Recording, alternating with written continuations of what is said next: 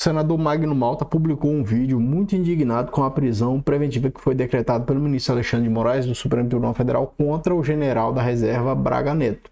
E o senador faz algumas considerações e ele invoca aqui o ex-presidente Michel Temer. E achei muito interessante a manifestação do senador, quero que você acompanhe aqui comigo, porque o Michel Temer já se manifestou justamente sobre isso que o senador suscita durante a sua indignação aqui, durante o vídeo que o senador grava. Vou mostrar para você então a manifestação do senador aqui no canal do YouTube do senador Magno Malta. Depois a gente vê a manifestação do ex-presidente Michel Temer, que foi dada aqui durante uma entrevista para o Felipe Dávila. Aconteceu há algum tempo, está lá no canal da Jovem Pan. Vamos acompanhar primeiro aqui a manifestação do senador Magno Malta. Veja só, a respeito da prisão do Braga Neto. Bem, é do conhecimento de todos a prisão do general Braga Neto, um general 4 estrelas, preso pela Polícia Federal. Bem, como eles são campeões em narrativas, e a tentativa mesmo que eles miram é Jair Bolsonaro, isso a gente pode começar a fazer uma leitura lá atrás da chegada deles ao poder. Eles agora estão no poder porque eles conseguiram a ditadura do proletariado, eles nunca quiseram democracia. Eles agora usam a palavra democracia e nos chamam de antidemocráticos. Então, com um ato democrático, o senhor ministro Alexandre de Moraes manda prender o Braga Neto. Ô Temer é uma pessoa que eu respeito. Você conhece Braga Neto. Você fez uma GLO para o Rio de Janeiro e confiou a ele. Você conhece Alexandre de Moraes. Foi você que o nomeou ministro. Você o colocou no Supremo. Você conhece a lei, uma prisão teratológica, que você conhece mais do que ninguém, para nós que somos leigos, emendas de narrativa, e eles estão com dificuldades, porque é a tentativa de explicar nada, com coisa nenhuma. Se eles chegaram no Braga Neto e já violaram o artigo 53 da Constituição, e já disseram que, palavras do ministro da Justiça, o senhor Lewandowski, que violou a Constituição dentro do Senado, agora como ministro da Justiça, ele diz que nada é absoluto, tudo é relativo, até mesmo a vida. Como é que é? Até a vida? Olha a ousadia dessa gente. Hoje tem no Supremo, de fato, alguém que entende de terrorismo, que é o Dino, que nunca negou que ele é leninista e que é discípulo de Lenin. Sabe o terrorismo que Lenin prega e pratica? Pergunte o Alexandre de Moraes para o presidente Barroso o que ele conversou com o cliente inocente dele, César de Batiste. E César de Batiste confessou que é terrorista. Agora, os inocentes do dia 8 estão presos, 14, 15, 17 anos de cadeia, porque quebraram uma vidraça, ou alguns nem lá estavam. Qual é? Qual é? E os verdadeiros bandidos, traficantes, estupradores, pedófilos, estão soltos, e soltos pela Suprema Corte, até bens roubados, assaltados de traficantes, são devolvidos na maior cara dura. E os ladrões da Odebrecht, os ladrões da OAS, da JBS, estão soltos, operando dentro do governo. Disseram, roubaram, afirmaram que roubaram tantos milhões, devolveram tantos milhões, acordo de leniência, e o Toffoli agora, finalmente, botou tudo abaixo. Incrível que isso veio do escritório da esposa dele. Gente... Bom, basicamente o senador conclama aí o ex-presidente Michel Temer a se manifestar a respeito disso, né? Só que o ex-presidente já se manifestou várias vezes a respeito do ministro do Supremo Tribunal Federal, Alexandre de Moraes, e eu vou mostrar para você o que ele disse nessa última entrevista que foi dada lá para o Felipe Dávila. Veja só. E quero que você comente aqui embaixo, tá? Nos comentários, o que você acha. Porque os comentários que tem aqui no canal é pauleira, tá? Eu quero que você comente aqui. Presidente, talvez a pergunta hoje que não quer calar é que o senhor foi responsável por nomear Alexandre de Moraes para o Supremo Tribunal Federal e hoje certamente é uma das figuras mais polêmicas no Supremo.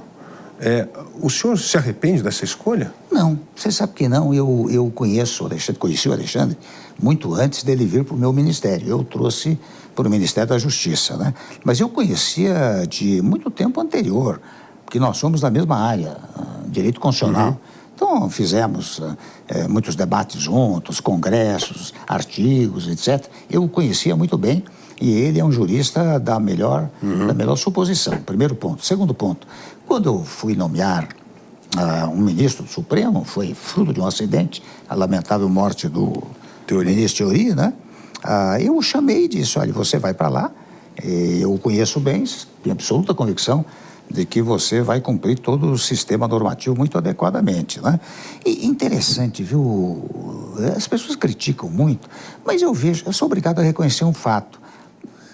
Nós não teríamos eleições, aquela que você participou com grande evidência, né? Porque você sempre traz para o debate coisas importantes para o país. Por isso que eu digo que você participou em grande evidência, né? Se não fosse o Alexandre, convenhamos, com a sua coragem jurídica e até pessoal, nós não teríamos tido eleições no país. Nós sabemos disso, não é? Ao depois, houve aquele acidente dramático do 8 de janeiro, que não foi correto, afinal, a agressão aos prédios onde estavam os poderes era uma agressão aos próprios poderes. E isto merecia um corretivo. Ele fez o corretivo. O que você pode dizer é que, bom, houve exagero, que não devia ser assim, não devia ser assado, mas isso é um assunto que está sendo trabalhado, está sendo tratado a todo momento. Colegas advogados sustentam as teses tais e quais, e muitas vezes eu vejo que o próprio Alexandre, o ministro Alexandre, já em vários momentos liberou muitas pessoas. Quem sabe ao longo do tempo vai liberando as pessoas e trabalha também pela harmonização do país, né? O senhor acha que nós não teríamos tido a eleição em 22 se não fosse a atuação de Alexandre de Moraes? Eu acho que sim. Tudo conduzia para isso, né? E se houvesse um presidente do TSE mais tímido, digamos assim, mais tímido juridicamente, né? Eu acho que nós correríamos o risco de não ter eleições. O ambiente era muito tumultuado. Tumultuado. O Alexandre acho que garantiu isso. Essa é a manifestação, então, do ex-presidente Michel Temer a respeito do ministro Alexandre de Moraes, meus caros. Então, quando nós vemos aqui a manifestação, por exemplo, do senador convocando o ex-presidente tem, através de todas as manifestações dele, a gente pode ver, através de todas as manifestações do ex-presidente Michel Temer, ele tem a respeito de Alexandre de Moraes admiração e reconhecimento. E segundo o ex-presidente Michel Temer, ele não disse com essas palavras, mas ele sugere que, de fato, só tivemos as eleições por conta da atuação do ministro Alexandre de Moraes. O que eu quero trazer com isso? Eu quero trazer para você o seguinte: evidentemente que existe uma polarização política muito acentuada e as questões jurídicas estão inseridas nesse debate político que nós temos hoje aí. E nós vamos ter, durante todo esse processo em que se apura a eventual tentativa de golpe de Estado que teria acontecido ou atentado às instituições democráticas no Brasil, nós vamos ver um debate politizado, mas judicializado, né? Uma mistura do jurídico com o político, que de fato não é bom, na medida em que um processo judicial pressupõe regras e princípios que são estabelecidos no sistema normativo e que eles não são flexíveis ao ponto de serem inobservados em razão do debate político. Todo mundo da direita vai falar que o processo que corre lá no Supremo Tribunal Federal, que acabou desencadeando a prisão do general da Reserva Braga Neto, é um processo nulo, por isso por várias outras questões. Algumas até têm, de certa forma, algum tipo de fundamento, como é a questão da incompetência do Supremo para julgamento desses atos, porque em tese o Supremo não deveria ter essa competência criminal. Mas o próprio Supremo já reconheceu que ele tem essa competência, então não cabe mais discutir isso. E você vai ver o pessoal da esquerda falando, sem anistia, golpista preso, esse tipo de coisa. Então, é algo que se traz para o debate, se traz a questão jurídica para um debate político. O que a gente tem e o que a gente vê, por exemplo, nós já tivemos, com toda certeza, quando houve aqueles processos da Lava Jato, que também politizaram o processo penal. E aí você via as pessoas fazendo manifestação nas ruas, que começaram lá em 2013, por exemplo, eu me lembro, com aquela questão em São Paulo, pelo preço lá dos 20 centavos de aumento da tarifa do ônibus, as pessoas se manifestando e pedindo a prisão do Lula, o Lula com aquilo que eu chamava de chuleco, né, um balãozão do Lula, então, politizando o processo jurídico. Isso não é bom, isso nunca pode ser bom. Por quê? Aí acaba influenciando até a decisão do juiz, de todos os persecutores, aqueles que atuam na persecução criminal. Se você acompanha esse vídeo até aqui, deixa o seu like, se inscreva no canal e até o próximo vídeo.